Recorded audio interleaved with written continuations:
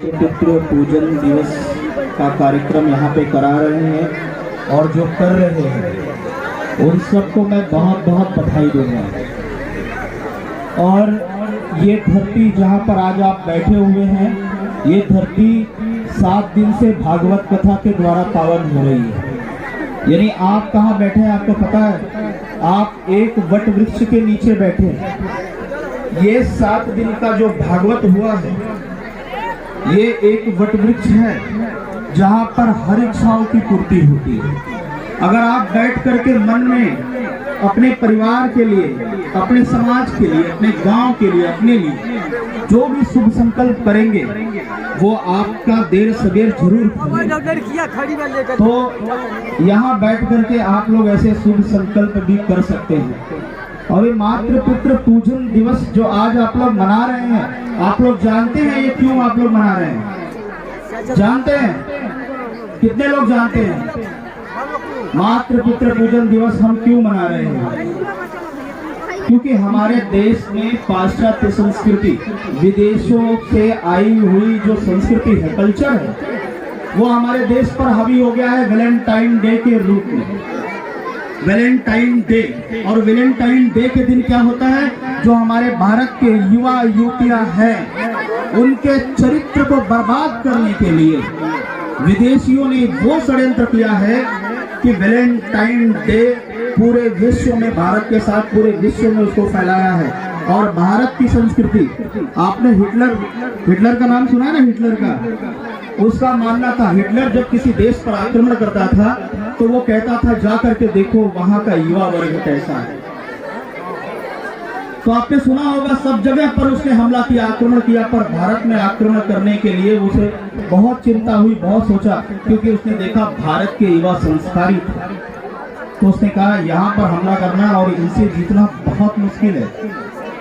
तो ये Valentine day जो हमारे देश के युवाओं का चरित्र खराब करने के लिए विदेशों के द्वारा रचित एक षड्यंत्र है। पहले तो इसको जानिए कि क्यों है।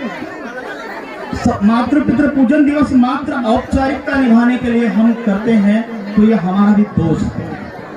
आने वाले समाज को पहले हम बताएं कि हम क्यों कर रहे हैं, इसकी आवश्यकता क्यों है। और ये 14 फरवरी वैलेंटाइन डे ये जो मनाते हैं पूरे विश्व में, उसका एक विकल्प है मातृ पितृ पूजन दिवस, कि प्रेम दिवस। वैलेंटाइन डे बोलते क्या है? तो युवा युवतियां बोलते प्रेम दिवस है। प्रेम दिवस है तो माता पिता से प्रेम करिए जिन्होंने जन्म दिया है। आप माता पिता से प्रेम करिए तो देखिए आपका प्रेम कितना आगे बढ़ता है।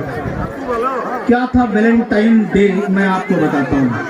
वैलेंटाइन नाम के एक सज्जन पुरुष हुआ करते थे। उस समय विदेश में एक राजा था जो बहुत ही क्रूर था, और उसके सैनिकों को उसने आदेश दे के रखा था कि कोई भी सैनिक शादी नहीं करेगा, विवाह नहीं करेगा, क्योंकि उसको ऐसा लगता था कि अगर सैनिक मेरे विवाह कर लेंगे, शादी कर लेंगे, तो ये लड़ नहीं पाएंगे, चरित्र इनका खराब हो जाएगा, तो ये युद्ध नहीं कर पाएंगे, जितना बल इनके पास होगा इनका मनोबल टूट जाएगा शादी के बाद। ऐसा उस राजा का सोचना था। तो उसने आदेश देके रखा था कि कोई भी मेरा सैनिक विवाह शादी नहीं करेगा, सभी ब्रह्मचारी रहेंगे। उसमें कुछ युवतियों से मिलने सैनिक छुप छुप के जाया करते थे, जैसे आज वैलेंटाइन डे के लोग छुप छुप के मिलते हैं गार्डनों में, कोने में, यहाँ वहाँ, तो वैसे वो मिल के जाया करते थे। तो उस सज्जन पुरुष को दया आ गई, या जो भी कहो, जो भी आ गई। उसने क्या किया? सज्जन पुरुष ने, उन्होंने उन लोगों को पकड़कर उनको कहा भैया आप ये व्यभिचार मत करिए, छुप छुप के मिलने का काम मत करिए, आप एक काम करिए, आप शादी कर लीजिए। उसने शादी करवा दी उनकी। और राजा तो क्रूर था ही। उसको जब पता चला कि मेरे इस राज्य में, नगर में इस तरीके से इस व्यक्ति ने किया है, मेरे चोरी छुप के पीछे से शादी करवाई मेरे सैनिकों की, तो राजा ने उसको फांसी दे दी। राज्य नियम के अनुसार उसको सूली पे चढ़ा दिया, फांसी दे दिया। अब विदेशियों का रोना रोना चालू हो गया। 14 तारीख वैलेंटाइन, ये वैलेंटाइन नाम था उसका, तो उसके नाम से इन लोगों ने मनाया वैलेंटाइन डे, अर्थात वैलेंटाइन दिवस। अब ये वैलेंटाइन डे को वो लोग प्रस्तुत ऐसे करते हैं कि गार्डन में लड़के लड़कियां जाके चोरी चोरी मिले, माँ बाप का नाम खराब करें, आपका भारतीय संस्कृति नष्ट हो, और बहुत सारी जो हमारा समाज है। स्वामी विवेकानंद जी कहा करते थे कि विदेशियों ने हमारे भारत देश पर पाश्चात्य कल्चर यानी उनकी जो खराब संस्कृति है इतना कचरा फेंक दिया है कि अगर हम लोग भारत के सारे नाले जो हैं उसमें से सारा कचरा इकट्ठा करके अगर उन पर फेंके तो भी कम पड़ जाएगा।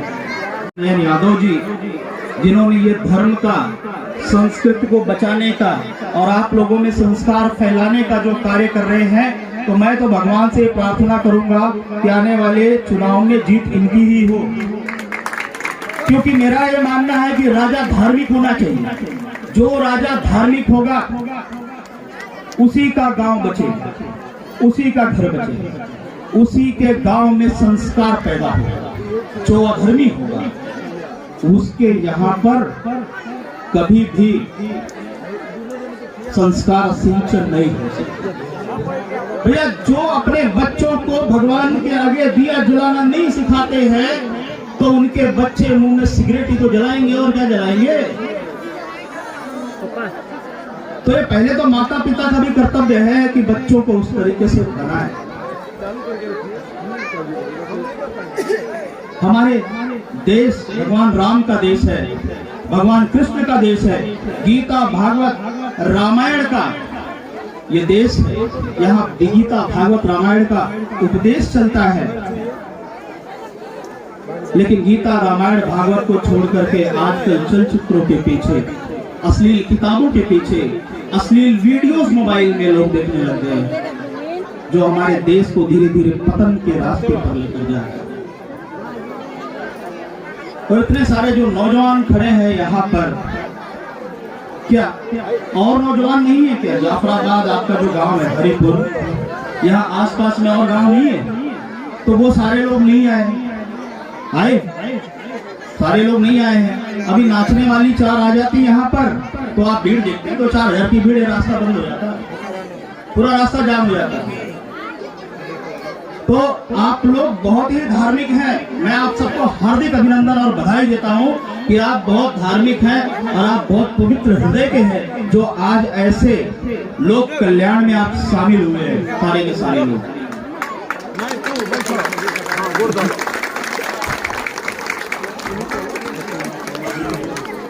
माता कैकेयी जब भगवान राम जी के लिए वनवास मांग लिया था उन्होंने राजा दशरथ से, तो भगवान राम को बुलाया गया। भगवान राम बोले क्या हुआ? बोले कैकेयी ने कहा हमसे मत पूछो, पिताजी से पूछो जाकर के, मूर्छित हुए हैं। तो बोले माँ कुछ तो बताइए क्या हुआ है? तो माँ ने कह दिया, माता कैकेयी ने कह दिया कि मैंने भरत के लिए 14 वर्ष राज्य मांगा अयोध्या का और तुम्हारे लिए 14 वर्ष का वनवास मांग लिया। अब आप सोचिए संस्कार हमारे देश के कैसे हुआ करते थे। आज के बच्चे युवा अगर माँ बाप बोल दे ना, बेटा तू ऐसे कर रहा है, जा मैं तुझे जायदाद से दखल करता हूँ, मैं तुझे तो क्या करेगा बेटा? बाबूजी हमको जायदाद से दखल करेंगे, बेदखल करेंगे, कोर्ट में मिलेगा, कल तारीख पे मिलेगा, बताते हैं। लेकिन सोचिए हमारे देश का आदर्श जहाँ साक्षात ब्रह्म ने जन्म लिया, भगवान श्री राम, वो खुशी से उनकी आत्मा नृत्य करने लगी। और क्या कहते हैं पता है आपको? सुन जननी सोई सुत बड़ भागी, जो पित मात वचन अनुरागी, तनय मात पित तोष निहारा, दुर्लभ जननी सकल संसारा। हे माँ, जो पुत्र माता पिता के चरणों में नहीं, चरणों को तो छू के भैया प्रणाम कर सुबह उठ करके, लेकिन माता पिता के वचन में अनुराग हो, ऐसा पुत्र मिलना दुर्लभ है। ये हमारा रामायण सिखाता है। आज भाई भाई लड़ रहे हैं संस्कार ना होने की वजह से। एक बार महल में कौशल्या माता सोई थी, ऊपर महल में चलने की आवाज आई, कौशल्या माता की आंख खुली, दासी को भेजा, बोले देखो कौन है ऊपर बार बार राउंड मार रहा है, चल रहा है। दासी गई, बोली माता जी शत्रुघ्न की पत्नी है श्रुति कीर्ति, बोले बुलाओ उसको, इतनी रात में क्यों घूम रही है। श्रुति कीर्ति नीचे आई तो श्रुति कीर्ति के आने के बाद माँ ने पूछा, श्रुति कीर्ति तुम इतनी परेशान क्यों हो। तो श्रुति कीर्ति ने कहा कि माँ मेरा दिल बहुत बेचैन है। तो बोले शत्रुघ्न कहाँ है। बोले शत्रुघ्न को देखे तो 13 वर्ष बीत गए। अरे माँ कौशल्या ने कहा क्या बात करते हो, चलो मेरे साथ। तुरंत उन्होंने पालकी सजाई और नंदी ग्राम के बाहर गए जहाँ शत्रुघ्न जी सोए हुए थे। शत्रुघ्न उठे, बोले माँ आप आई, मुझे बुला लिया होता, क्या कार्य था। बोले शत्रुघ्न 13 वर्ष बीत गया, तू पत्नी से मिला नहीं। शत्रुघ्न कहते भैया राम वनवास गए, लक्ष्मण जी सेवा के लिए गए, भरत भैया 1.5 फीट गड्ढा खोदकर नंदी ग्राम में वहां नीचे सोकर के सेवा कर रहे हैं। तो क्या विधाता ने इस राज्य का बाहर गए जहाँ शत्रुघ्न जी सोए हुए थे। शत्रुघ्न उठे, बोले माँ आप आई, मुझे बुला लिया होता, क्या कार्य था। बोले शत्रुघ्न 13 वर्ष बीत गया, तू पत्नी से मिला नहीं। शत्रुघ्न कहते भैया राम वनवास गए, लक्ष्मण जी सेवा के लिए गए, भरत भैया 1.5 फीट गड्ढा खोदकर नंदी ग्राम में वहां नीचे सोकर के सेवा कर रहे हैं। तो क्या विधाता ने इस राज्य का सारा सुख मेरे नाम किया है। माँ मैं भी ये सुख नहीं भोगूंगा, मैं भी इसी जमीन पर सोऊंगा। ये संस्कार थे हमारे भारत के। आज संस्कार कैसे हुए हैं मैं आपको बताता हूँ। एक संत जी बता रहे थे कि एक गांव में 2 भाई एक घर में रहते थे, बड़े प्रेम से रहते थे। एक बार बड़ा भाई गया बगीचे में आम गिरा था। एक आम बड़ा था, एक आम छोटा था। तो दाएं हाथ में बड़ा आम लिया और छोटे हाथ में छोटा आम लिया। और जब वो घर की तरफ बढ़ा तो उसका लड़का और उसके भाई का लड़का दोनों दौड़े, लेकिन गलती ये हो गई कि उसका लड़का इस तरफ से आया और भाई का लड़का इस तरफ से आया। अब वो सोचने लगा कि मेरा लड़का बड़ा है, उसके लिए बड़ा आम उसके मन में सोच के रहा था। छोटे भाई का लड़का छोटा है तो उसके लिए छोटा आम। अब उसने क्या किया, जैसे वो दौड़कर आया तो उसने अपने हाथ को यूं फिरा दिया। देखिए छोटा भाई ब्रश कर रहा था, छत पर खड़ा होकर देख लिया और 2 घंटे के बाद उसने चिट्ठी लिख करके तकिए के नीचे रख दिया कि भैया आज मेरे दिल को बहुत चोट लग गई है, मैं 2 दिन के बाद आऊंगा, अभी बाहर जा रहा हूँ, कृपया जायदाद का बंटवारा करके रखें, अब मैं आपके साथ नहीं रह सकता। ये कुसंस्कार वैलेंटाइन डे की देन। हमारे समाज में ऐसा नहीं था। हमारा समाज गीता रामायण भागवत को मानने वाला समाज है और गीता रामायण भागवत को मानने वाले समाज में भाई भाई लड़ता नहीं, तो भगवान राम के आदर्श को अपनाता है। यह हमारा समाज है। माँ क्या होती है ये हम सबको जानना चाहिए, मात्र फॉर्मेलिटीज नहीं पूरी करनी है। स्वामी विवेकानंद को किसी ने पूछा कि माँ क्या होती है। स्वामी जी ने कहा एक काम कर, 2-3 किलो पेट पे अपने पत्थर बांध ले और दिन भर घूम, फिर शाम को आप बताता हूँ। दिन भर 2-3 किलो पत्थर पेट पर बांध करके वो घूमता रहा और घूमने के बाद जब वो आया तो थका हारा हा करते हुए स्वामी जी बोले क्या हुआ। बोले स्वामी जी हालत खराब हुई, अब तो बताइए। माँ का अर्थ, बोले वे मूर्ख 2-3 किलो का पत्थर लेके दिन भर धोया तो शाम को आहा आहा कर रहा है। जिस माँ ने 9 महीने गर्भ में लेकर के ढोया, उस माँ के महत्व को तू पूछ रहा है। अपने अपने माता पिता की। मैं एक अवधि गीत सुनाता हूँ और उसी के साथ इसको समाप्त करता हूँ। आप लोगों को भोजन भी करना है और कार्यक्रम भी आगे और चलना है। अवधि गीत है, समझ में तो आएगा ही आप लोग भी भोजपुरी के।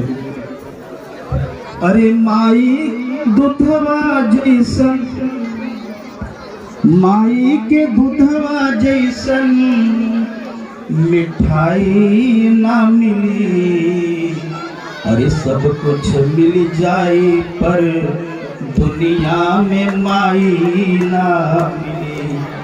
सब कुछ मिल जाए पर दुनिया में माई ना मिली।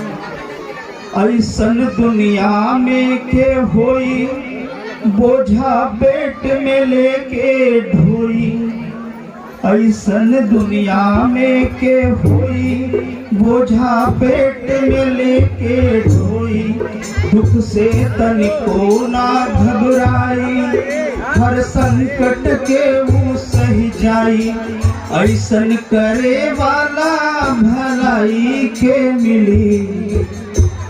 सब कुछ मिल जाए पर दुनिया में माई ना मिली। माई बाप सबका विकल्प है, भगवान का भी विकल्प है, लेकिन माता पिता का विकल्प नहीं है। तो जितने भी मेरे भाई सुन रहे हैं उनसे सिर्फ इतनी प्रार्थना है कि भूलना सभी को, पर माँ बाप को भूलना नहीं। और अगर आपके माता पिता आपसे दूर हैं किसी मन मुटाव के कारण, तो आज इस प्रांगण में से संकल्प करके जाइए और अपने माता पिता को मनाकर अपने साथ रखिए और उनके चरण नहीं उनके वचन में अनुराग को रखिए। चरण छूइए वो बड़ी अच्छी बात है, लेकिन वो मुख से कुछ कहें तो उसका भी पालन करिए।